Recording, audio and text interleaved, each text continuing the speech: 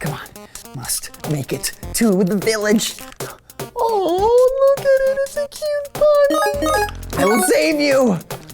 Oh, hi, welcome to Story Lab. This week, we're taking a look at the story of a guy who ran away, braved a fishy storm, and ended up in a desert.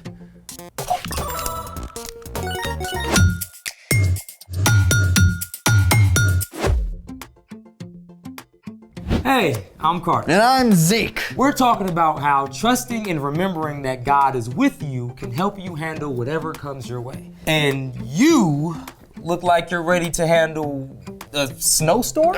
Sandstorm. Well, it looks calm in here. I just added this new weather mod to my game and it got intense. There was this wild windstorm in the ocean biome, and I got tossed up onto a beach biome right in the middle of an old shipwreck. And then I had to brave a terrible sandstorm in a desert biome. I think I've got sandburn. More like eye strain. Plus, I ran out of food inventory immediately. My hunger bar is completely empty. I know what you need. Oh, a golden carrot? You need some real life. I'm thinking edible sand? Edible sand, what? Let's make it. Today, we're making edible kinetic sand. Oh, so ready. Step 1, mix up your dry ingredients, which include 1 cup of baking soda, ½ cup of cornstarch, ½ cup of sugar, and 1 tablespoon cream of tartar.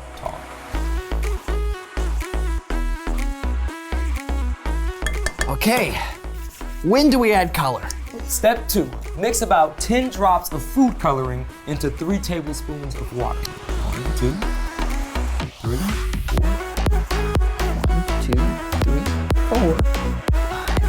That should make a nice purple.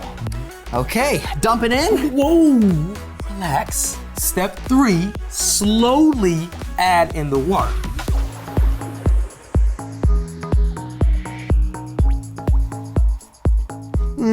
Still kind of crumbly. Well, a little water goes a long way. So at this point, we just add a tiny bit at a time until it's perfect. All right. Mix that. You might need to use your hands. I'll try that. Oh, very calming. Better than a virtual sandstorm, for sure. And I get to replenish my hunger bar.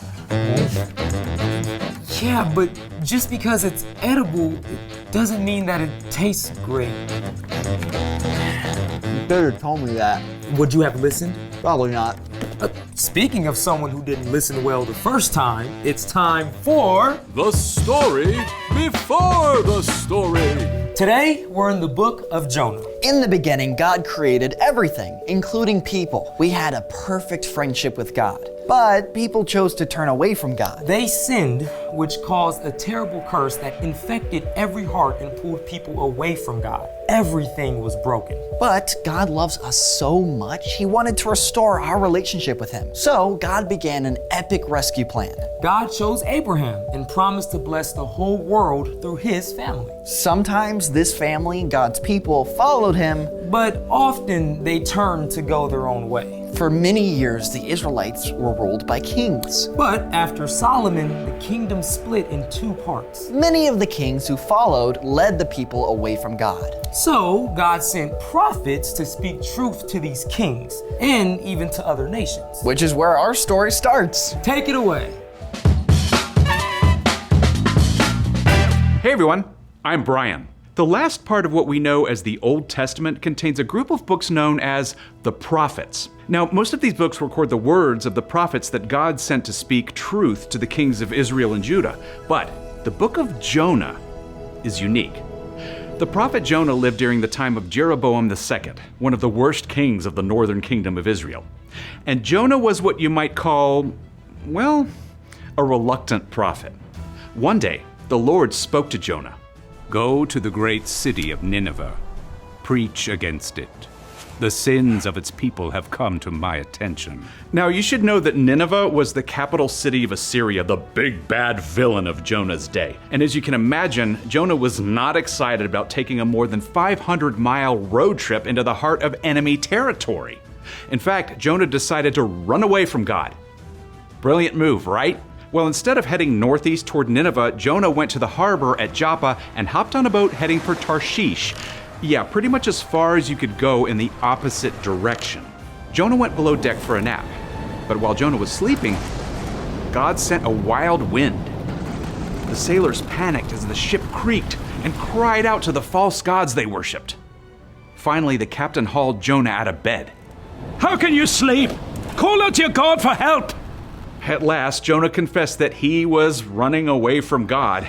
The sea was getting higher, and the sailors were terrified. What should we do to make the sea calm down? I know the storm is my fault. Pick me up and throw me in the sea. Well, the sailors didn't want to do this, but the storm got even worse. So at last, they cried out to God.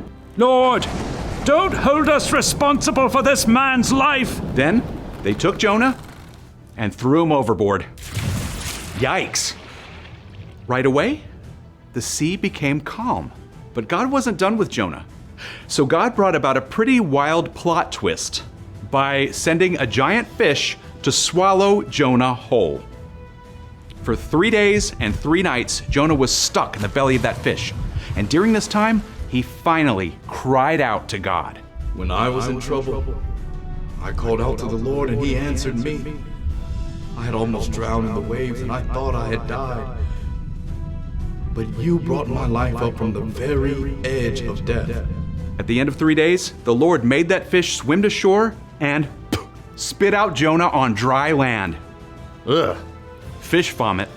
Can you imagine? But definitely better than being wedged inside a fish's stomach. I mean, come on. God spoke to Jonah once more. Go to the great city of Nineveh.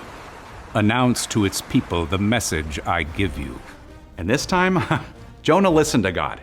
He made the epic road trip to Nineveh. And when he got there, well, the city was so large it would take 3 whole days to cross. Jonah started off walking along those bustling streets, calling out, In 40 days, Nineveh will be destroyed.